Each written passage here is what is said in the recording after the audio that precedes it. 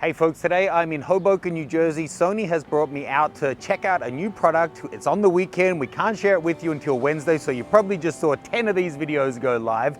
This product is their statement to professional photographers that they're taking us seriously. It's this guy, the 400mm f2.8. Now, whilst I love the Sony events, they're so well run, I do like to put things through real testing head to head with other products that I know are good, rather than just going to their setup cakewalk photo shoots that they arrange for us. So for this, I brought along something really special. Now, as happy as I am to have you here, Steph, you're not what I meant. Get out of shot. I've brought along the Canon 1DX Mark II and the Nikon D5 with their matching 400-2.8s.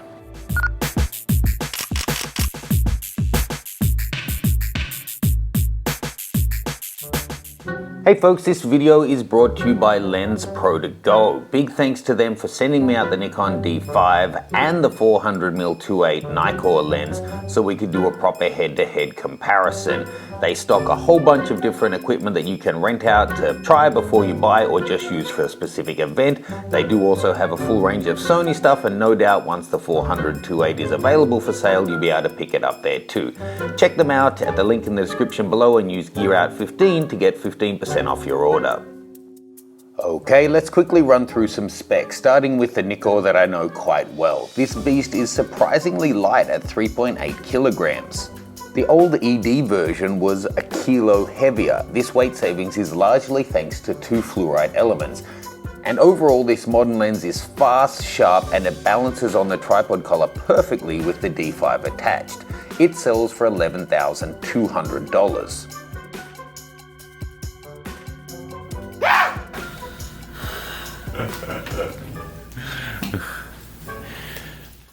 Next up, the Canon variant also uses some fluoride elements. It's also beautiful, fast, and sharp. It's ever so slightly heavier at 3.85 kilograms, and it's cheaper at $10,000. Finally, the star attraction, the new 400mm G Master from Sony. Despite coming from behind, Sony are actually in an advantageous position now as they're designing their lenses from scratch. And they seem to have taken a brand new approach with this lens. It uses multiple fluoride elements, which makes it a full kilogram lighter than the others at just 2.9 kilos. It's really remarkable. And they've also redesigned the element layout. Traditionally, long lenses are front heavy with the biggest elements all up the front, but they've moved the majority of the lenses back to the middle, which pushes the center of gravity closer to the camera. Also, instead of using a ring to drive the focus elements, this is using a linear focus unit on rails, which they claim is much faster. Looking at the body, you'll note 3 stabilizer modes. 1 is normal, 2 is panning, and 3 is for dynamic and unpredictable subjects like sports. It has several programmable buttons for focus or function, and it has a function dial just past the focus section. And this lens is going to sell for US $12,000. So now that we have 3 big guns and my also very special guest, we're going to actually be going out to Red Bull Stadium to shoot soccer this afternoon. It's going to be interesting to show them side by side.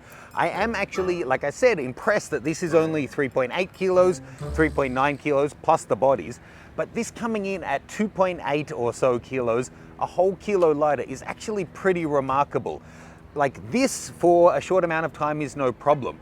But over a long term of a day, saving about 1/3 of the weight in terms of kit could really make the difference. So we're going to do some portraits here, some running shots and that kind of thing in our own testing environment before we head out to the soccer. Let's jump in. Cops are coming. Yeah, I feel like I'm holding like a bazooka or something. So to test these out, we took the Sony along with the Canon and Nikon versions out by the waterfront in Jersey. I had Steph pose beside a tree so you can see how the sharpness is, how the fall off and the overall blur is. All of them are fixed focal length 400mm 2.8, so the actual technical depth of field is going to be the same.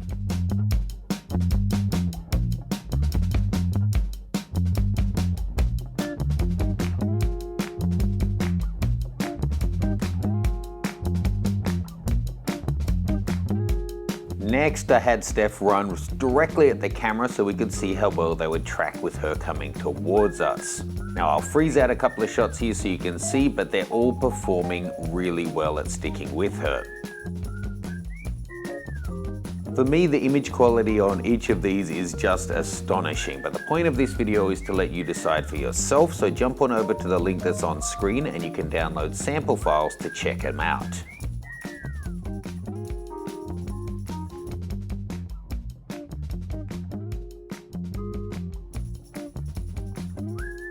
Next up, we're heading to Red Bull Arena to shoot some soccer, and we're also going to do another portrait test so you can see the results of these three side by side.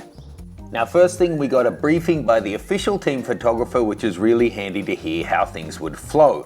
Then, being that there was a sea of photographers and Sony lenses, we all spent some time to set up the cameras as we liked them and got ready. Great thing about this community, everyone's so supportive and helpful. I'm pretty sure turn Stephanie against you. It's gonna be you and me, Stephanie. Just shooting the warm-ups, and already the weight difference between these two is really noticeable. I've got a great monopod along, I've got the Manfrotto with the fluid foot, makes shooting with any of them reasonably easy, but already the Nikon and Canon are getting heavy hand holding them, because after all it is your left hand taking all of the weight, and the Sony just isn't. It's about a third lighter than the others, so it's an obvious difference already. So we'll see after the actual 2 hours of the match comes through which one I'm still using.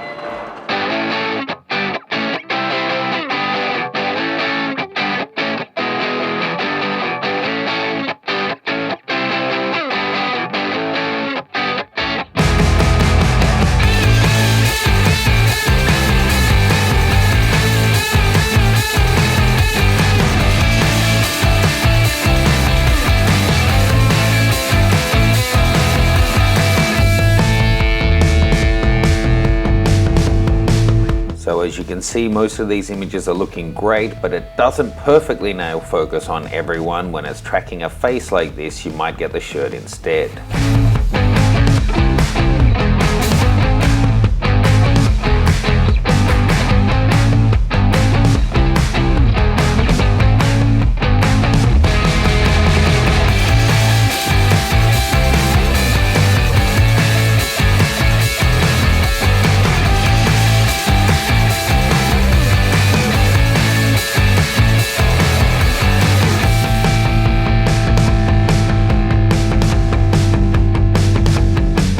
This is what 20 frames a second looks like.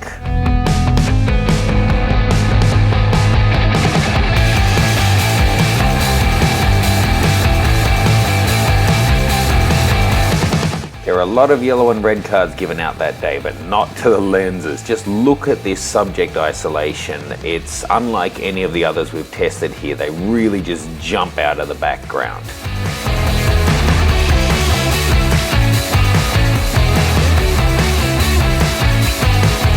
Now this footage was actually taken with the A9 with the 400mm. Sorry it's so wobbly. What I wanted to show you was with the faces in some of the billboards, it was actually jumping off the players occasionally and focusing on that instead.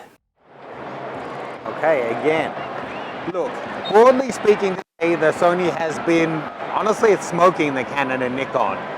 Gone are the days when you could criticize Sony for poor focus. Maybe sure on things like the A7R2, but the A9, it's just been killing it. And this lens, I don't want to, drink the Kool-Aid and buy all the hype, but it just is focusing noticeably faster and racking from far to near much faster than the other two, even using the flagship bodies that are, have a huge battery in them. But I'm still finding something I've found with every Sony camera, which is quirks. It'll just not focus. It'll need to clear the buffer, so it won't even let me access the menus. I can't start film recording because it shoots so fast that it takes ages to get it all down to the card, even using UHS 2 cards. And there's just been several times where I go to focus, it's like 9.5 times out of 10, it grabs them, it stays with them, and any image error is my own. But every now and then, 1 in 20, it just doesn't seem to want to respond. It's like it's locked up, everything's working, except it won't grab focus. So I don't know if it's the A9, the combo, firmware, but I wish there wasn't a split. Now this is what it looks like when it just won't focus. Really frustrating. But when it is working, which is most of the time, man, it's unbelievable. The eye's in focus on all of these shots, even when the other player jumped in front of him and we're shooting through his armhole. Also, this groundskeeper that I photographed as he walked into the sprinkler, and it kept on him through the sprays of water. Amazingly, it even kept up with a speed demon like me playing silly buggers behind the tree. You get it? The actual goal? In your face, other team! Yeah! Who's the other? Wait. Is this Red? Yeah, Red Bull! Now, early the next morning, Steph and I went back out on the streets of New Jersey to shoot some additional portraits to see these three side by side. We just chose the ugly side of a car park as a nice blurred out foreground and background and shot away with each of the three.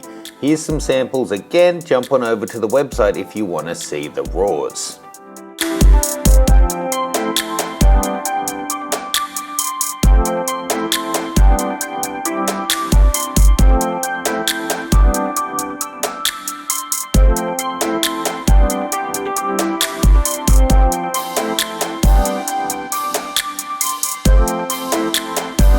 Next up, I happen to have in my bag one of the Velo adapters that would let me put the Nikon lens onto the Sony body. That means we can compare the Nikon and Sony glass side by side. So I whacked it on and then we took some sample shots. I have to say it really didn't perform that well. I ended up having to manually focus most of it, but here's at least one that I did nail focus on.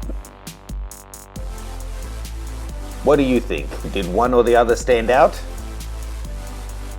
Okay folks, really fun weekend shooting with the A9 and the new 400mm. Now, I think before anything else, cut to the conclusion, straight to the bare bones. Sony is really showing pros that they're taking them seriously, and you know, they've put out their roadmap. The A9 is now an incredible camera. And I have to say, out of the three of them, I probably got more keepers with it. Now, part of that was that at the soccer game, I probably used it for half the time than the Nikon for 30% and the Canon for 20. But also just the strike rate, I think, was high. Although 20 frames a second, your averages can start to slip a little. How did you find it? I could let you shoot with all three as well. Actually, yeah, it was really interesting. I do like the Sony, but I know that they're kind of using the whole weight factor to kind of push it out. I think because I'm really small anyways, after a while, even using a monopod, I think it's still a struggle just to kind of, I mean, look at this thing and look at all of these. It's really big, and after a while, you're still gonna get tired no matter what. I think the monopod is a huge impact that, you know, on any of them. I really think, and I don't mean to brag, but I think I can shoot a good half a game of soccer with that without a monopod if I'm braced properly, but that's proper shooting technique more than anything else. But having the monopod opens it up for everyone. I'm gonna come back to the balance, but I agree, monopod's really important, but I do think the extra weight is a big difference. So it's, for me, I'm at the point where that's now handholdable, and these after 5 minutes start to not be, based on my technique and ability.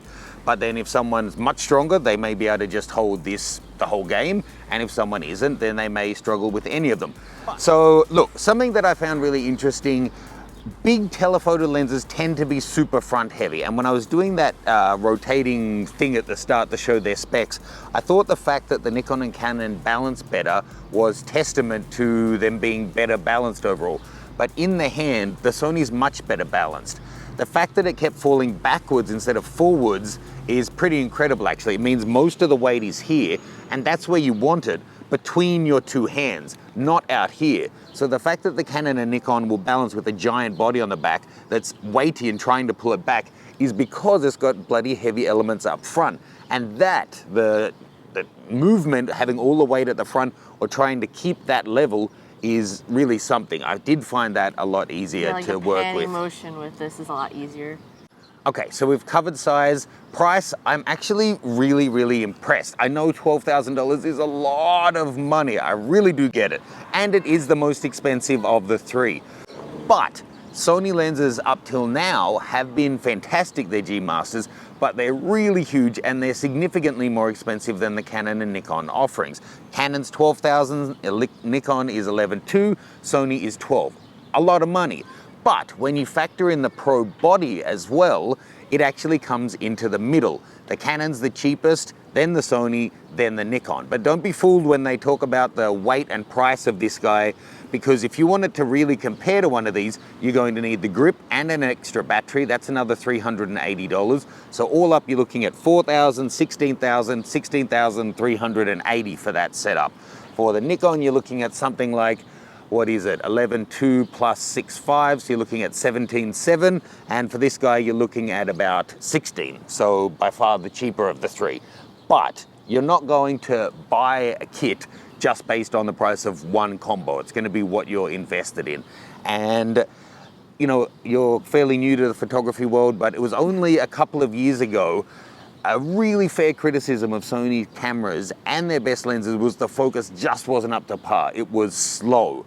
You used all three side by side. I think anyone who does will see the focus on the Sony is freaking amazing. If you're shooting anything with people, the eye autofocus is revolutionary. I'm a dyed-in-the-wool Nikon fanboy. I absolutely love it. But if I get a focus point on her face, one, I can't go right to the corners if it's tracking her. Two, may easily go for the eyebrow or the cheek or the ear even. And if she's running straight at me, they struggle. This, shooting halfway across the damn stadium, was picking out people's eyes. It would locate faces when it was clear which face I intended. It would lock in on the face and then jump in on the eye from hundreds of feet away. And then with the sports players running towards you as well.